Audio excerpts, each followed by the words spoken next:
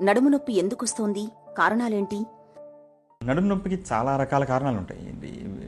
Different different age గ్రూప్స్‌లో separate చేసుకొని మనం చూసుకున్నట్టయితే, ఒకటి first one of the main cause నడుము నొప్పి వస్తోంది అనగానే దాన్ని మనం మసిల్ స్పాజమ్ గానీ, లిగమెంట్ స్ట్రెయిన్ గానీ ఉంటుంది. మసిల్ స్పాజమ్ అంటే ఏంటి అంటే, ఇప్పుడు వస్తూ ఉంటారు. డాక్టర్ గారు నాకు సడన్‌గా రాత్రి పడుకున్నానండి, కొత్త మ్యాట్రెస్ పడుకుని లేవగానే పొద్దున్నే నడుము పట్టేసిందండి అంటారు. సో వర్క్ ఫ్రమ్ హోమ్‌లో సడన్‌గా సిస్టమ్ చూస్తూ సడన్‌గా పిలవగానే సైడ్‌కి ఒక్కసారిగా తిరిగానండి, అప్పటి నుంచి మెడ పట్టేసింది అంటారు. సో ఇవన్నీ కూడా common causes for back pain ఏమన్నా ఉంటే అది మసిల్ స్పాజమ్ అనే అనుకోవాలి.